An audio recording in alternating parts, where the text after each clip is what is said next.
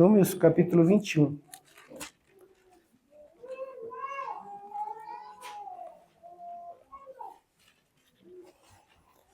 Esse texto, a palavra de Deus relata um pequeno trecho, uma pequena passagem do povo de Israel.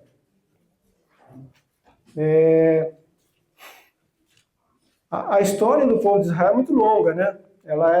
Tem vários livros que relatam, e é muito longa. O que Deus fez com esse povo, né?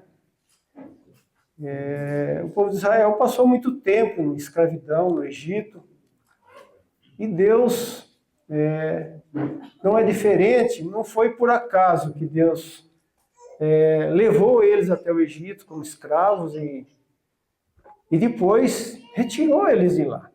Porque nós cremos que todas as coisas, elas estão diante da vontade de Deus. Nós já ouvimos isso aqui, estamos ouvindo sempre, porque a palavra de Deus diz isso. Porque nada foge do controle de Deus, nada foge.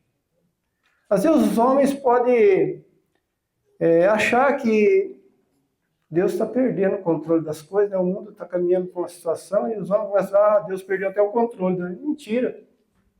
Mentira. Isso é para aqueles que não conhecem a Deus, que acham que Deus não tem mais o controle de todas as coisas. Mas tudo está na mão de Deus. Todas as coisas caminham para a mão de Deus, do jeito que Deus quer, do jeito que Deus deseja, e para atingir o final, o objetivo do nosso Deus. Não é assim? Então nós sempre devemos olhar com essa perspectiva. Todas as coisas que acontecem na nossa vida, tudo aquilo que está acontecendo ou vai acontecer, tudo está na direção do nosso Deus. Não é? Caso contrário, nós vamos ficar viajando, como se diz por aí, né? Porque Deus não perdeu o controle de todas as coisas. E quando Deus tirou esse povo lá do Egito, essa história desse povo, Deus começou a se revelar e mostrar a sua glória, mostrar quem ele era. Interessante que quando Deus chamou Moisés para ser o líder, para retirar esse povo, para liderar o povo nessa jornada, Moisés perguntou para ele assim, se alguém perguntar quem mandou fazer isso, o Senhor disse assim para Moisés, se alguém perguntar, você responde, o eu sou. O eu sou o que mandou. Isso significa a soberania de Deus sobre todas as coisas, aquele que tem o domínio sobre todas as coisas. E nós temos várias passagens, mas nós vamos um pedacinho aqui para a gente conseguir meditar um pouco a respeito daquilo que nós queremos meditar nesta noite. Capítulo 21 de Números, capítulo 21, versículo 1. Ouvindo o cananeu, o rei de Arade, que habitava para as bandas do sul, que Israel vinha pelo caminho dos espias, pelejou contra Israel e deles levou alguns deles por prisioneiro. Então Israel fez um voto ao Senhor, dizendo, se totalmente entregares este povo nas minhas mãos, destruirei totalmente as suas cidades. E o Senhor, pois, ouviu a voz de Israel, e entregou os cananeus que foram destruídos totalmente, e eles e as suas cidades. E o nome daquele lugar se chamou Hermá. Então, versículo 4. Então partiram do monte de Or, pelo caminho do Mar Vermelho, a rodear as terras de Edom. Porém, a alma do povo angustiou-se neste caminho. E o povo falou contra Deus e contra Moisés. Por que nos fizeste subir do Egito para que morrêssemos nesse deserto? Pois aqui nem pão, nem água há. E a nossa alma está fastio deste pão tão vil. Então o Senhor mandou entre o povo serpentes ardentes que morderam o povo, e morreu muito povo de Israel. Pelo que o povo veio a Moisés e disse: havemos pecado, porquanto temos falado contra o Senhor e contra ti. Ora, o Senhor que tire de nós essas serpentes. Ore para que o Senhor tire de nós essas serpentes. Então Moisés orou pelo povo. E disse o Senhor a Moisés: faze-me uma serpente ardente e põe-na sobre uma haste. E será que viverá todo o mordido que olhar para ela? E Moisés fez uma serpente de metal e pôs-lhe sobre uma haste. E era que mordendo alguma serpente, e alguém olhava para a serpente de metal e ficava vivo. Amém. Agora vamos lá para Mateus, capítulo 14.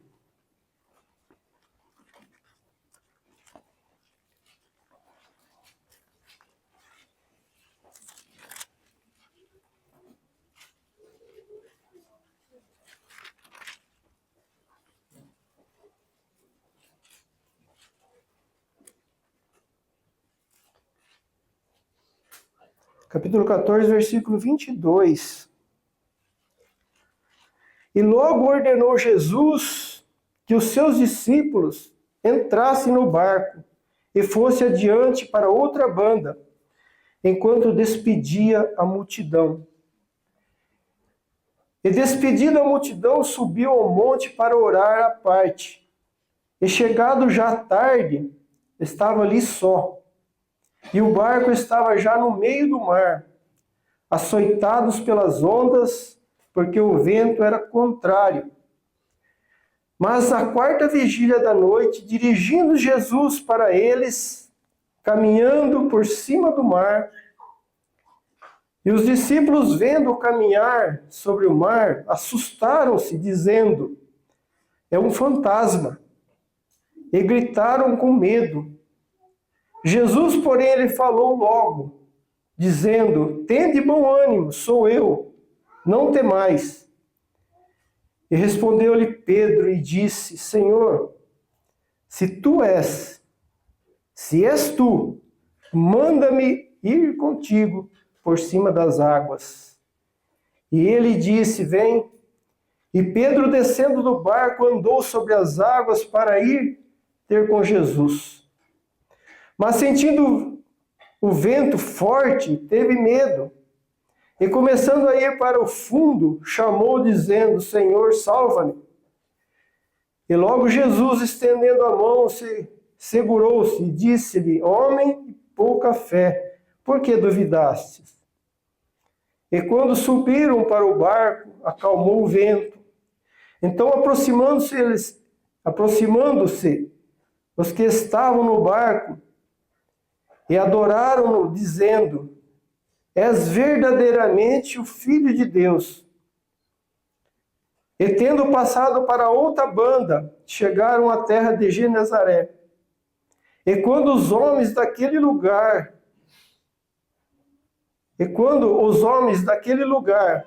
o conheceram, mandaram para todas aquelas terras em redor e trouxessem todos os que estavam enfermos. E rogavam-lhes que ao menos eles pudessem tocar a orla dos seus vestidos. E todos os que tocavam ficavam sãos. Aleluia.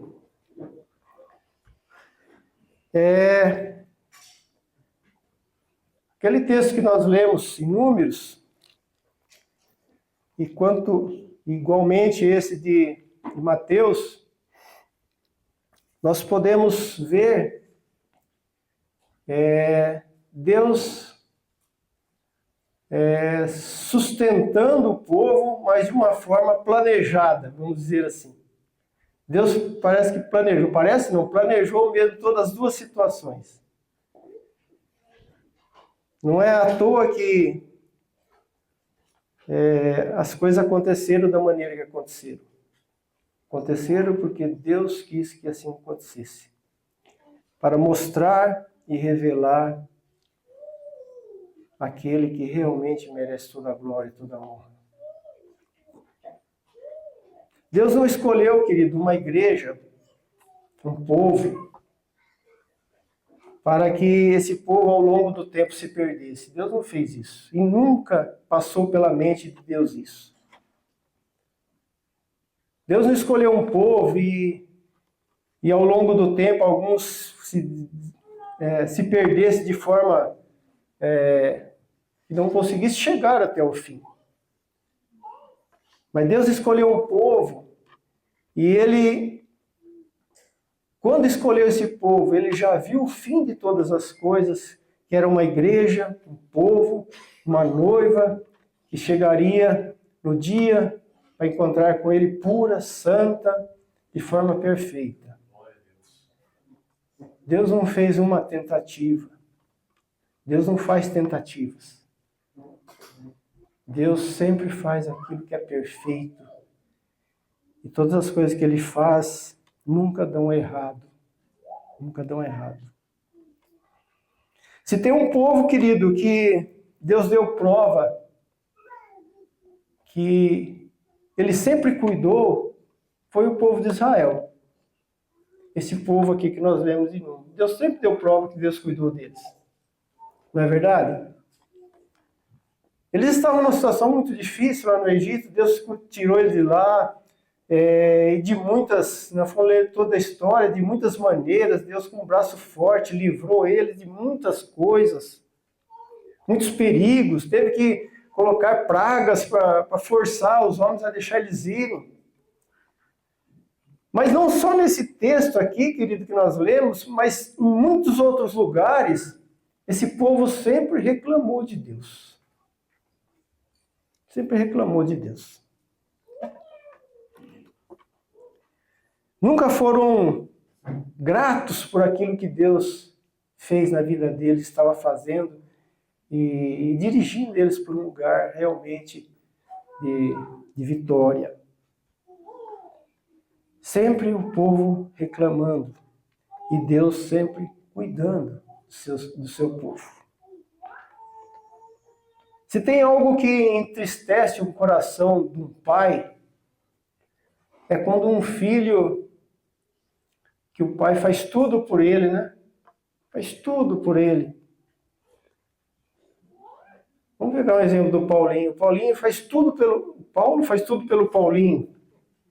Faz tudo. Tenta encaminhar ele. Mas um dia o Paulinho chega para o Paulo e fala: Paulo, meu pai, tudo que o senhor faz não serve para nada. É vil. O que eles falaram aqui não foi que falou, é tão vil. Não é só ver, é tão vil, é tão desprezível. Qual a reação do coração do Paulinho? Tristeza, né, pô? A Bíblia fala que um pai terreno, que um filho pede um pão, ele vai dar uma pedra. Ou pede um peixe, ele vai dar um escorpião, uma serpente. Falou, quanto mais o Pai Celestial, nosso Pai Celestial. Então, esse povo vinha reclamando tudo aquilo que Deus fez. Nós lemos no versículo anterior aqui um pouquinho que Deus tinha dado uma vitória diante dos cananeus, tinha permitido que eles destruíssem totalmente. Mas do nada, fala que a alma dele estava angustiada. O povo estava com a alma angustiada. Deus sustentando, livrando, dando vitória nas guerras, e a alma deles estava angustiada. E chegaram para Moisés e disseram, Moisés, começaram a falar mal de Moisés, falar mal de Deus. Disse para Moisés, mas você tirou nós de lá para morrer aqui nesse deserto. Não tem nem pão, não tem nada. E o pãozinho que tem aqui é tão vil, tão desprezível. Tão vil, tão desprezível.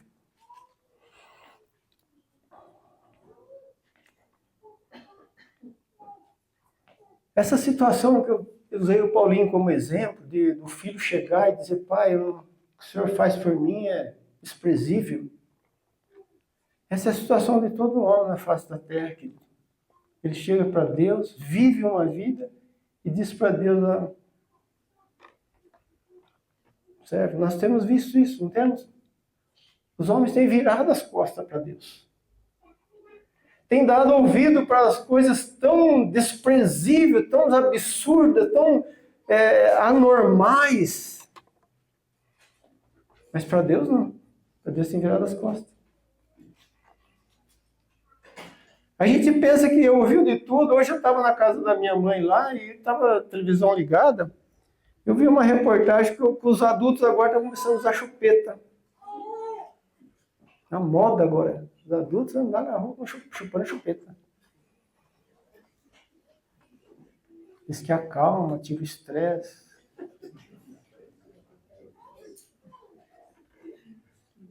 Mas crer em Deus, não. Crer naquele que sustenta a nossa vida, que dá o ar que respiramos. Nem lembra. Fala mal. Ah, mas Deus é injusto com isso, é injusto com aquilo. Deus poderia fazer diferente. O homem é assim. O homem é injusto. Ainda que nós temos um Deus, ainda bem que nós temos um Deus que não olhe para a injustiça dos homens. Ou seja, Deus escolheu um povo que Ele quer conduzi-los à perfeição, custe o que custar. Deus não fica tomando atitudes para prejudicar. Pelo contrário, Deus amou o homem de tal maneira que deu seu filho. Não é? Ainda bem que nós temos um Deus misericordioso. Porque se Ele fosse dar ouvido para que os homens pensam, para que os homens falam a respeito dele, nós teríamos fulminados. Fulminados. Deus tem sido bom com os maus, abençoado os maus, derramado chuva, sol e chuva sobre os bons e os maus, pela misericórdia dele.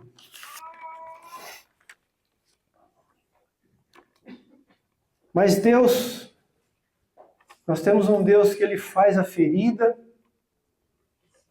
e liga a ferida. Quem tem ouvidos para ouvir, ouça. Ele faz a ferida e cura a ferida. Glória a Deus. Porque Ele tem amor, misericórdia por aqueles que Ele escolheu. Ele não deixa os homens se perder, mesmo que eles virem as costas, que eles falam mal. Quantas vezes nós somos injustos para com Deus, mas Deus continua nos amando. Deus continua nos querendo nos conduzir até aquele dia com noiva santa, pura diante dele. Deus faz a ferida, mas Ele cura, Ele liga a ferida. Diante de tantas reclamações, de tantos insultos, Deus mostra a sua misericórdia para com o seu povo. Mostra a sua misericórdia. O que fez Deus diante dessas reclamações? Deus mandou, lá em Números, serpentes para morder o povo. Serpentes. E muitos do povo de Israel morreram, mordidos pelas serpentes ardentes.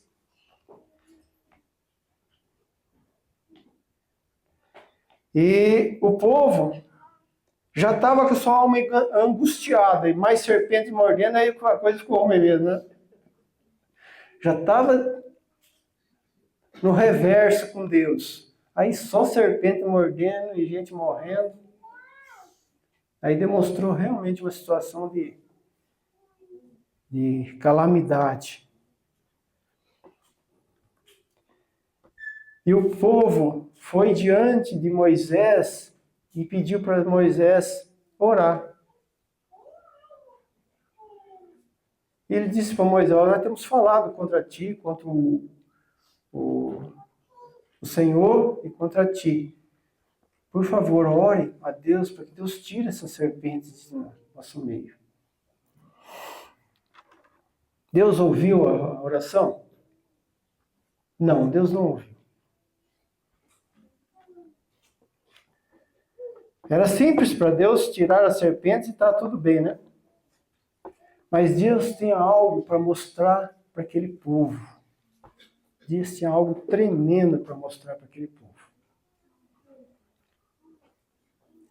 Esse episódio que ele relata um tipo do Senhor Jesus.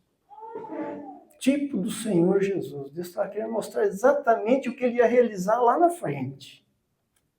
O que ele ia executar no seu filho. Deus não tirou a serpente como o povo pediu para Moisés. Deus pegou, chamou Moisés e disse: você vai construir uma outra serpente de metal e colocar numa haste. E todo aquele que se for mordido pelas serpentes e olhar para aquela serpente, ele viverá. Querido, isso é um tipo do Senhor Jesus. Deus, quando escolheu a sua igreja, o seu povo, ele podia colocar numa bolha e dizer: esse povo está separado. Mas não foi assim que Deus fez. Existia um preço. Existia um preço. O Senhor Jesus teve que vir à terra e morrer, assumir os pecados dos homens. E aí sim, todo aquele que olhar para ele viverá.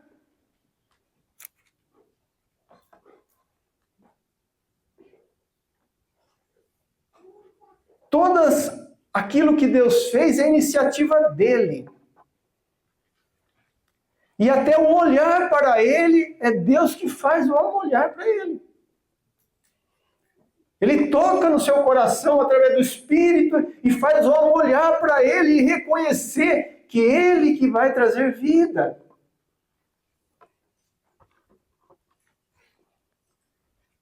Interessante nós olharmos nesse texto que Deus podia dizer para Moisés: você faz um urso e pendura aí, você vai para o urso. Faz um papagaio, ele fez uma serpente, parecido com aquelas que mordiam. O nosso Senhor Jesus, querido, teve um caminho também. Ele veio à terra e nasceu como homem. Homem, aparência de um homem pecador, mas ele não era pecador. Ele era santo, ele não pecou. Até nisso, é um tipo do Senhor Jesus. Construiu uma serpente, aqueles que olhavam para ela, viviam. Isso estava indicando, mostrando que assim seria com o Filho de Deus. Assim seria com o Filho de Deus.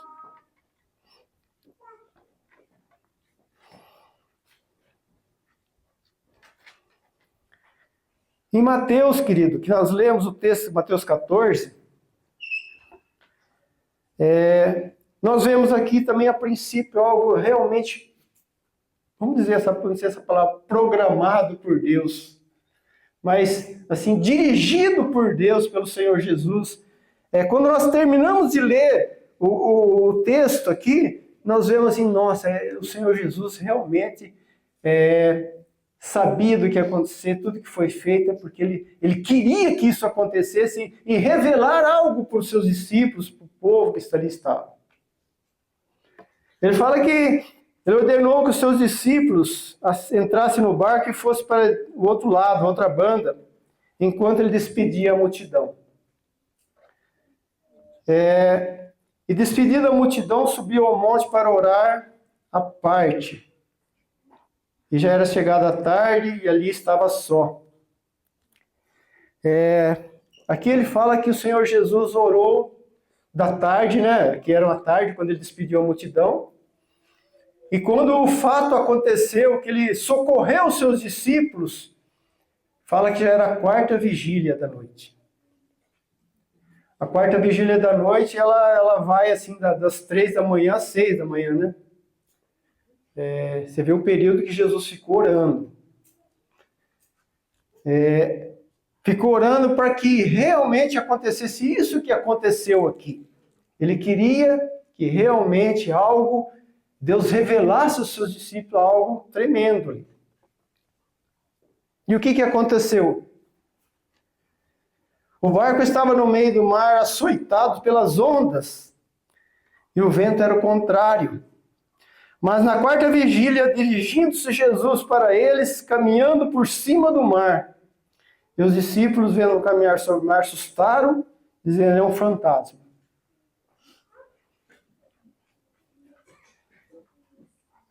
Jesus tinha orado até a madrugada, sozinho, e dessa vez ele não convidou seus discípulos.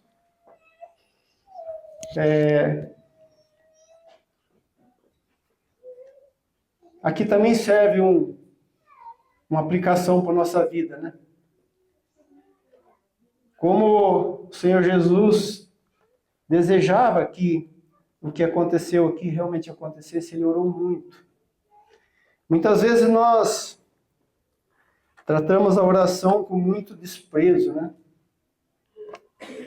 Ou talvez a gente acha que de sexta-feira à noite ficar 1h, 40 minutos com os irmãos lá é o suficiente.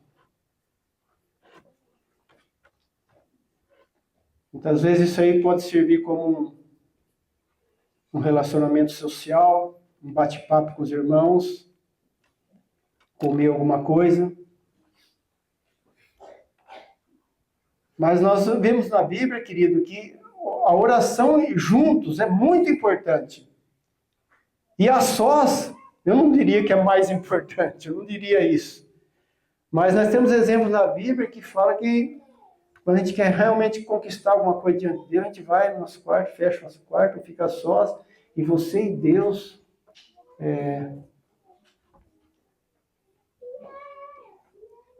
Não, o texto não fala sobre o que Jesus falou, mas é claro, nós entendemos aqui sobre o que ele orou ao Pai. O que ele orou ao Pai.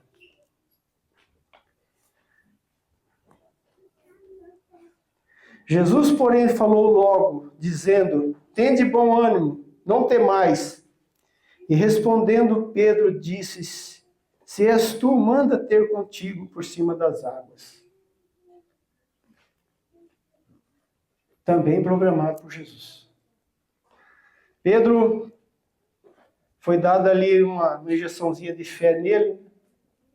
E ele disse: Senhor Jesus, eu quero... Olhando para o Senhor, andando para as águas, eu queria ir também.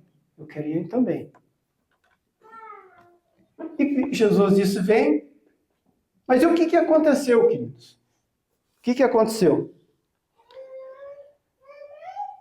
Quando Pedro começou a caminhar sobre as águas, eles estavam com seus olhos fitos no Senhor Jesus. Isso é nítido, né? Ele está olhando para o Senhor Jesus. E ele caminhou sobre as águas. Ele caminhou sobre as águas. Mas o texto aqui fala, mas sentindo, versículo 30, ele disse: mas sentindo o vento forte, teve medo. Sentindo o vento forte, teve medo. E começou a ir para o fundo. Aqui, querido, nós temos um grande problema, nós como homens. Nós como filhos de Deus. É quando nós tiramos os olhos do Senhor Jesus. É quando o homem tira os olhos do Senhor Jesus e começa a olhar para os ventos fortes. E como há ventos fortes nesses dias, não é? Nós podemos fazer uma relação de ventos fortes assim, enorme. Como o vento está soprando forte nesses dias. Para que nós tiremos os olhos do Senhor Jesus.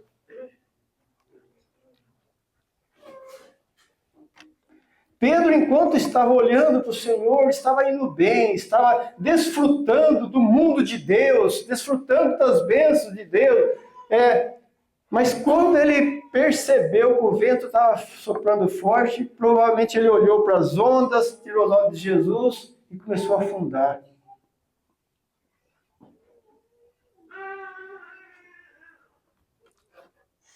Os ventos fortes, querido, nós podemos enumerar coisas terríveis.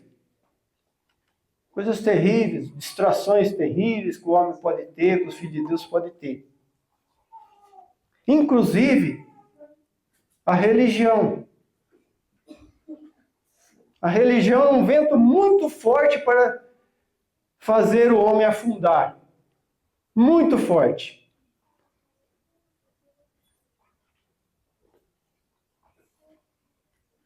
Não é? A gente tem visto muitos homens que, quando têm crescido nas suas comunidades, nas suas religiões, nos seus conceitos, ele tem desviado os seus caminhos de Deus, de olhar para o Senhor Jesus. Então, quando nós estamos, enquanto nós estivermos aqui nesse mundo, como filhos de Deus,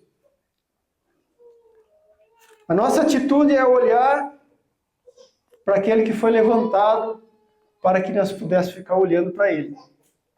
Deus levantou o Senhor Jesus, colocou o seu Filho para que nós pudéssemos olhar para ele e viver.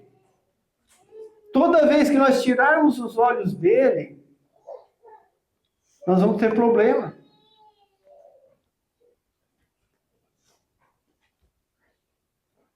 Não é assim? Você já passou por essa experiência? Você começou a se envolver com uma série de coisas que você começou a afundar?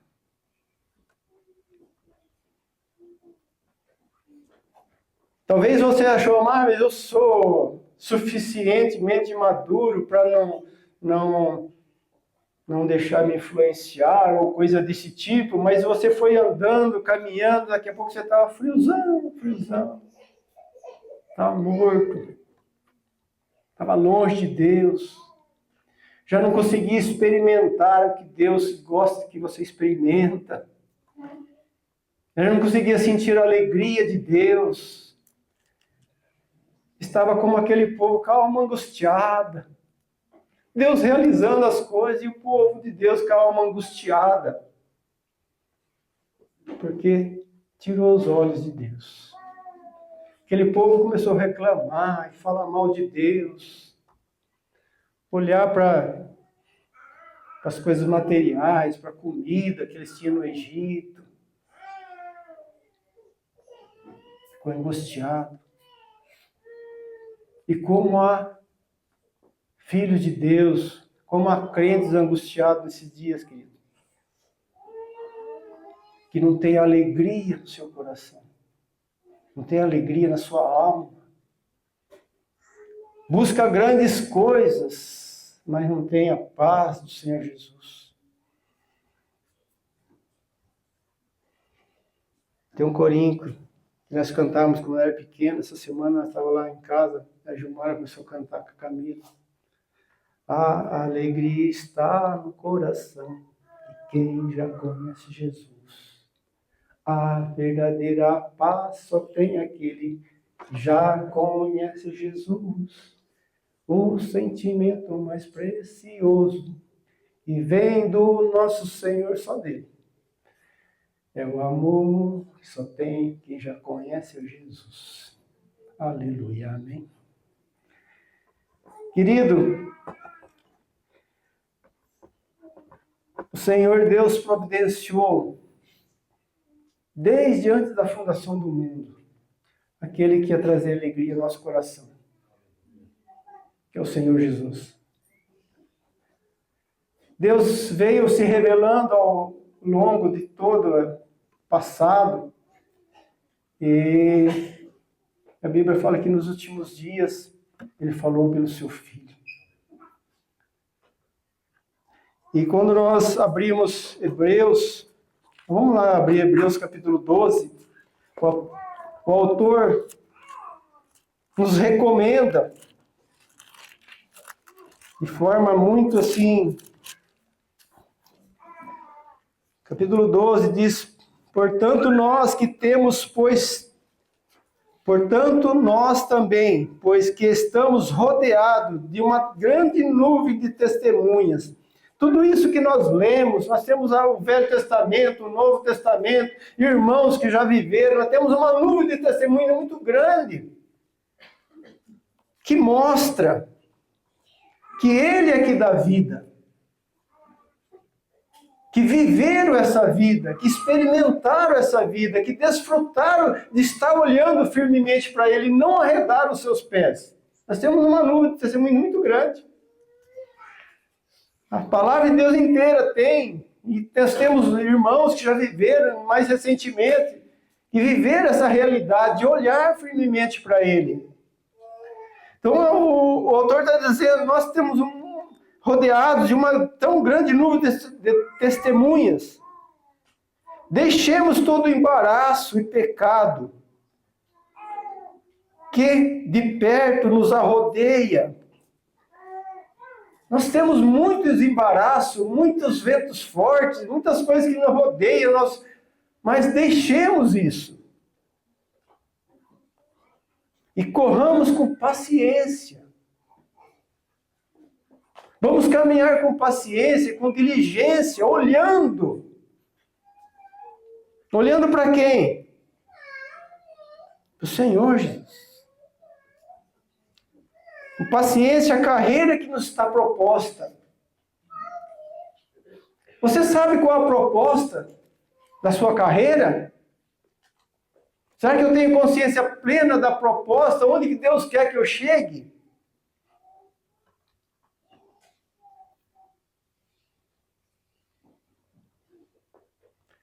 Muitas vezes nós nos levantamos e queremos fazer a obra de Deus.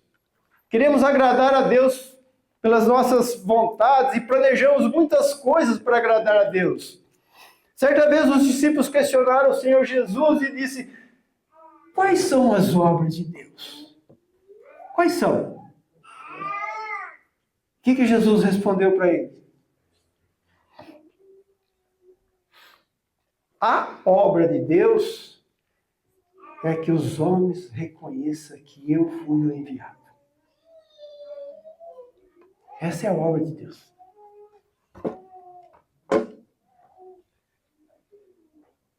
Nós podemos fazer muitas coisas achando que vai agradar a Deus, mas se nós não reconhecemos que Ele é o enviado de Deus, nós estamos perdendo nosso tempo.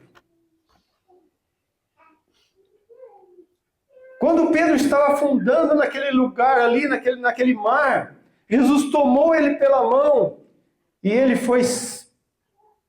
se levantou seguro e voltaram para o barco. E a palavra de Deus diz que os que estavam no barco se reuniram ali e disseram e chegaram à conclusão que ele era o verdadeiro Filho de Deus.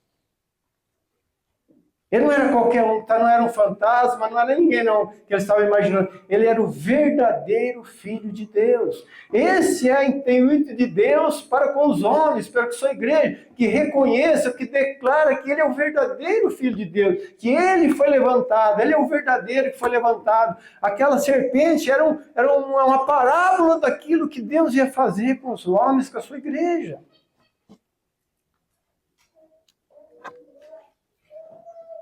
Esse é o desejo, essa é a obra de Deus. Que os homens reconheçam, que vivam isso, que Ele é o verdadeiro Filho de Deus. E o versículo 2 de Hebreus diz: olhando para Jesus, autor e consumador da fé. Foi Ele que criou a fé. Foi Ele que deu a fé. E foi Ele que vai consumar toda a fé.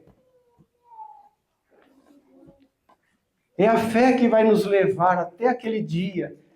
Fé que Ele deu a cada um dos seus filhos. Levar até aquele dia, passando por ventos fortes, por tribulações, por qualquer coisa que seja. Mas Ele é o consumador.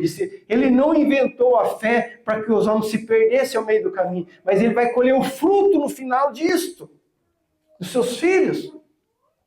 Eles vão chegar lá, apesar de tantas lutas, de tantas dificuldades, de tantos ventos, os seus filhos, os seus escolhidos vão chegar lá naquele dia e vão estar perante ele de pé, dando louvor a ele, glória a ele, porque ele não escolheu alguém para se perder. Por mais que os filhos virem as costas, mas Deus tem providenciado algo, sempre, para que eles se levantem e sejam reanimados, para que naquele dia eles estejam de pé diante dele.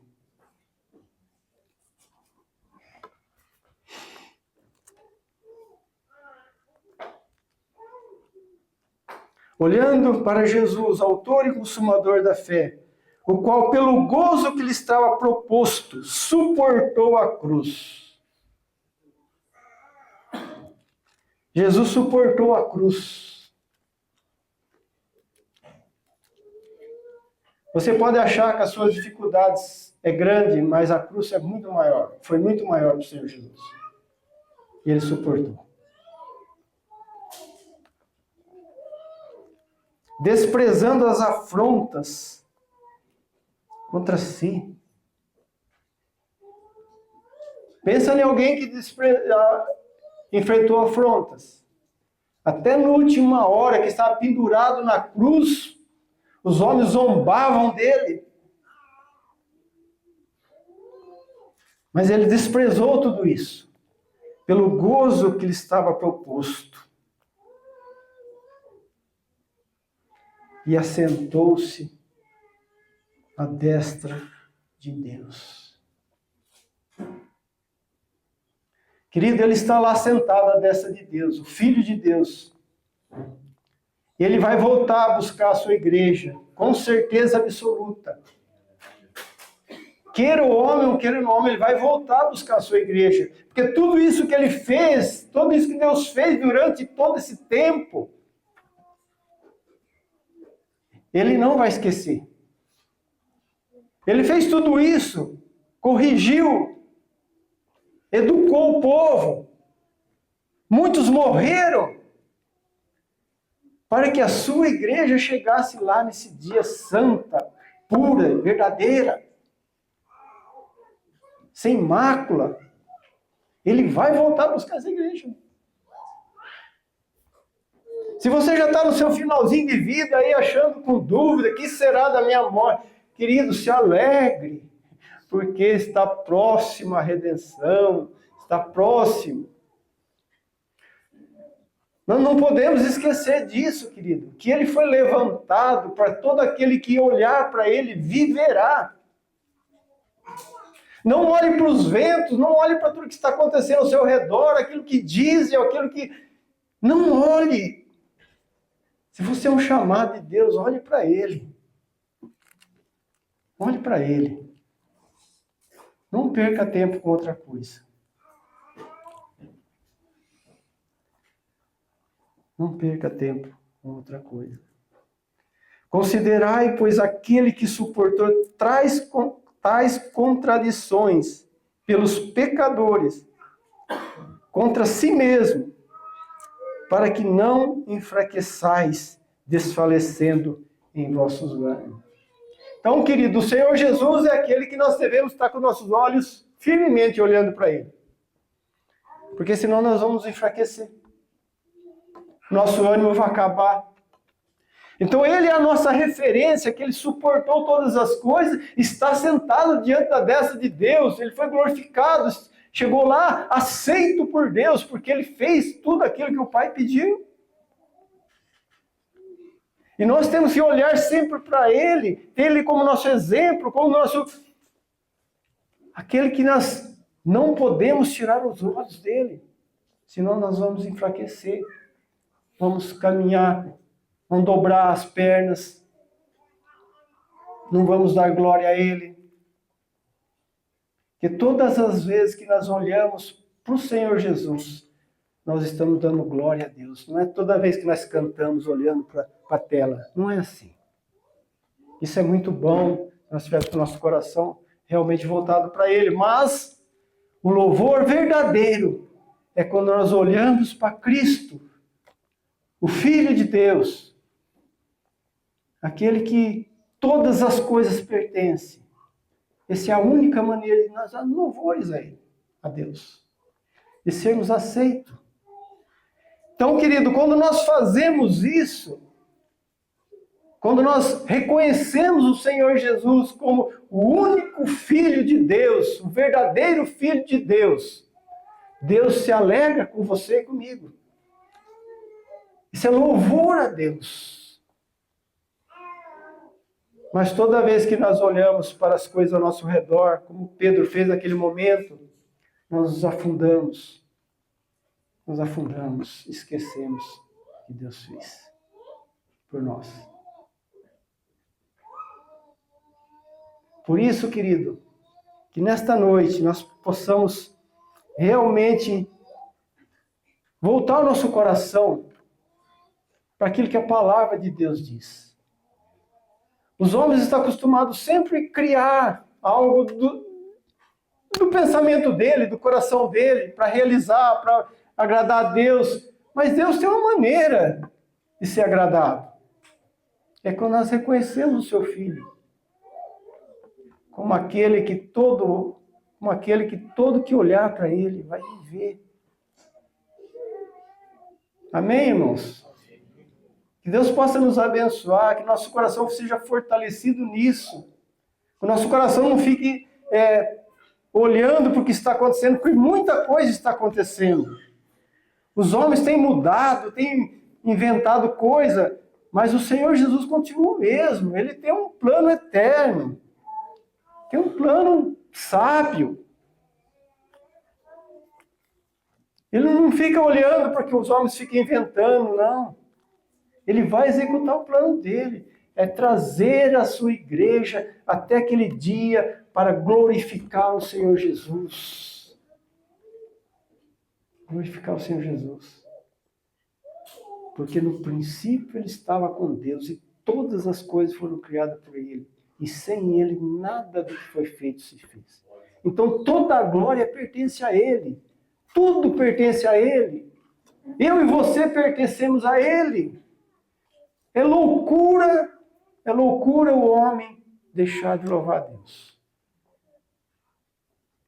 Você dizer isso no mundo, talvez o mundo vai te chutar, vai ter... Mas essa é a verdade de Deus. Nós nascemos, nós estamos aqui porque Deus nos escolheu. Nós estamos glorificando porque Deus escolheu. Ele colocou o seu Espírito sobre nós. Nós não temos outra coisa a fazer. Não temos outra coisa. A não ser olhar para Ele. E viver a vida de Deus. Amém?